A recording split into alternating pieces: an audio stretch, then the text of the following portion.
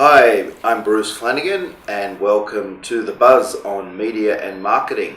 Today I'm with Leon Shears from Marketing Solutions. Welcome, Leon.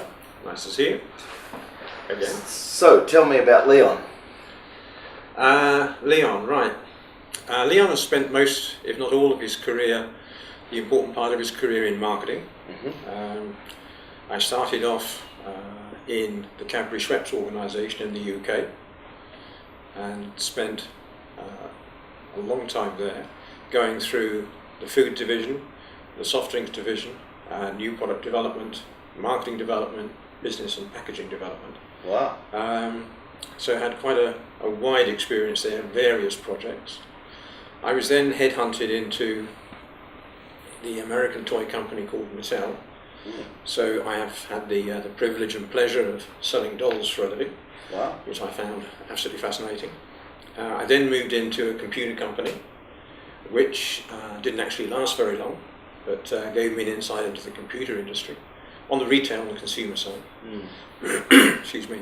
And then I took on a role of consultant to a marketing development agency called Sales Desk, where after a while I was appointed managing director of the consumer side of their marketing business. And then, perchance, I found myself in Los Angeles with some friends at a wedding of a mutual friend. And as a result of that, and on the Sunday after the wedding, we were driving down Sunset Boulevard on our way to Universal Studios, as one does. And we, all three of us, decided it was a really nice place to be. And we'd want to come back next year, but charge a client for it rather than pay for it ourselves. Sounds like a good idea. And so that's exactly what we did. Later that year, I started the company. The other two were directors and shareholders to start with, but over time they came out of the business and I ran it by myself. And it was a marketing communications agency, had some rather interesting clients, and then sort of took the business into mail order and web fulfillment, which we did for a couple of very interesting cosmetic clients.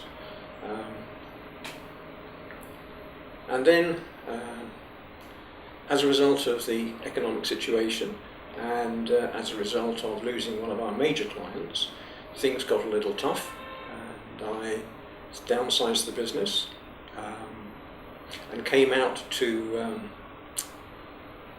Vietnam and Thailand to see whether there was any opportunity to get some business out here. Why did you choose Vietnam and Thailand? I'd visited a friend of mine in Hong Kong many years before, and I just sort of fell in love with Southeast Asia. As you do. Very easy to do. I like the weather, I like the food, I like the people, and although every country claims to be different, of course, they all have a sort of a subculture that's very similar. Relaxed, calm, understated, real nice, friendly, happy people. Right. And I had intended to do business out here. And in fact, after my visit in 2001, opened up a business exporting products from Thailand to the UK. Okay. And the products were sort of lifestyle, candles, silks, cottons, pewter, ceramics, and ran that for about 5 or 6 years. And again, situation being tough. And then I had an opportunity to come and work in Vietnam. And the decision took about maybe 30 seconds. Right. Because I could quite easily organise my business in the UK so it didn't need me around. Okay. And so in April 2011, I moved to Vietnam. Great. Initially to work for Grant Thornton Financial Advisors. Yes. As marketing manager and then marketing director. And then last year moved on from marketing to work with them on business development, which I still do. Okay. But that allows me time to get back to my original career path, if you like, of marketing, which I now operate. I haven't started a company. It's a simple entity. It's me and my resources I work with a number of clients, and I either work on their premises or on my own. I work with a digital agency here in Saigon and an advisory consultancy, again Vietnamese, based in District 7. And various other small projects that I work on. So that's how I now spend my time. Oh, great. So as you look at Vietnam from the marketing perspective and the vast experience you had from England, how do you see the market here in Vietnam in terms of marketing? In terms of starting a marketing agency or the opportunities for existing marketing agencies, I think the opportunity is absolutely huge. I don't think it can be understated, because marketing as such is, and I hope this will be accepted by my peers, that marketing here is relatively new. People have produced and sold products that are regular and straightforward and supply a very basic need. But in terms of product development, in terms of introducing new brands and new ideas, that has started and will continue to grow. But I think the opportunity is huge simply because there has not been traditionally in the past any marketing training or any real marketing input. It's what people pick up as they go along. And so therefore, if you can get some of the marketing disciplines in place and have people think outside the box, have them think more creatively about what they can do, I think they will have a huge opportunity with whatever new product and service that they start. Right. So obviously your time with Cadbury Schweppes, the world was very different. How do you see marketing changed from then till now, and what do you see beyond that? I think from where I've stood in my marketing career, I think it's not a bad idea to define what marketing is, because quite a lot of people don't actually know. I recently gave a presentation which almost started off by saying, what is marketing? And I pointed out that it is not advertising, it is not PR, it is not events, it's all of those things. Marketing is actually the process by which you quantify, determine, anticipate customer needs and supply those customer needs and make a profit. Okay. That's the system, that's the process. The things that you do within marketing to make those things happen and to achieve the profitability are advertising, PR, events, etc. As a result of various new innovations in communication, and the most recent one of course is digital marketing, the situation has changed quite dramatically over the years, but nothing has changed. Marketing is about communication. And one of the nice things about digital marketing is it allows you to get much closer to your target market. Right. You literally can get down to a one-to-one basis, which was the secret behind the success of direct marketing a good few years ago, the opportunity to literally address people as individuals. But you can really do that now where they are, in their own language, in their own environment, which is very important, because people's attention spans, of course, are shortening all the time, and you have to get them when you can. So I think those are the changes that have made the difference, and I think that with marketing growing up, it has become more, I don't like the word sophisticated, but it has become more sophisticated, it has become more jargon oriented, and more niches have been started. But I think the important thing for anybody here in Vietnam to consider is what are the basics. And it's a good idea to keep your eye on the ball rather than go chasing off some new fanciful idea. And it's only when you've got a real basic understanding of what marketing is about can you then go off and get new slants on an idea, but you've got to get the old ones right first. In terms of the future, I have no idea what the next fad will be. And if I could predict it, I'd be a very wealthy man. Okay, sure. So if you had the marketing leaders of Vietnam in the room, what would you say to them right now? I think get back to basics. I think one of the problems that sometimes developing countries have is they haven't had the 50, 100 years experience. They're starting at the top rather than starting at the bottom and growing.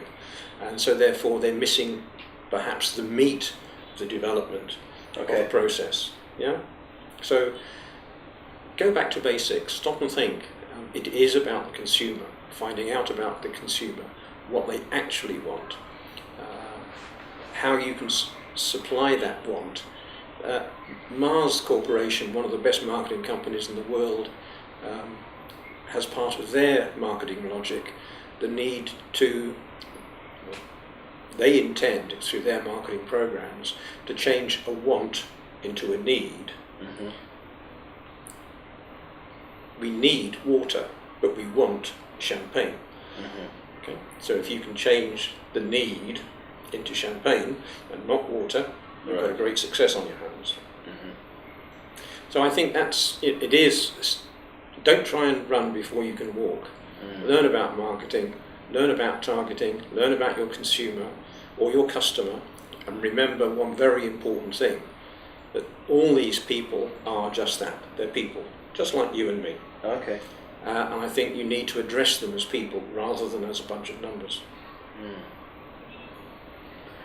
How do you see marketing in Vietnam as opposed to marketing in general? Is there something different about Vietnam that means you do marketing differently? I've always felt that marketing is marketing is marketing. And I think that's been, for me, has been proven by the fact that most of my career in the UK has been in consumer goods and in the UK. Right. And I came out to Vietnam, a different country, a completely different culture, and moved from fast-moving consumer goods into financial services. Right. Again, complete change. I'd done some trade marketing in the UK, but nothing as different as financial services. And I feel that the disciplines are more or less the same. You're basically trying to market a product or service. And the same, as I say, the same disciplines apply. So I don't think marketing here in Vietnam is that much different. You have to take into account the culture, the traditions, of course. One of the interesting things is, I think, the interpretation and translation of language. And perhaps one of the things that the multinational companies have a problem with is where they, in the past, have described their product, its service, its benefits, its features, etc. quite easily. They actually have to get a local translation that means the same, because locally you have to stay on strategy that's dictated internationally. Yeah. Local Vietnamese firms don't have that problem. They can talk to their Vietnamese consumers in a language and in a style that the locals understand. Right. What has been your greatest challenge here? Ooh, I think the phrase "living here is real easy, working here has its challenges" comes to mind, because as nice as the people are, and as helpful and as friendly as us foreigners can try to be, there will always be differences in expectation.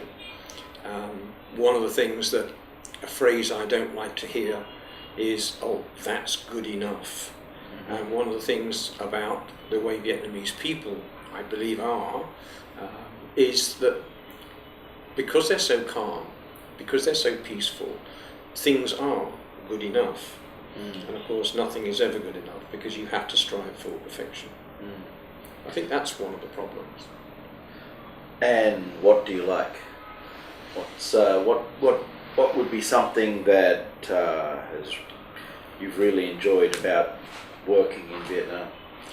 I'll go back to the people, because they're really nice people.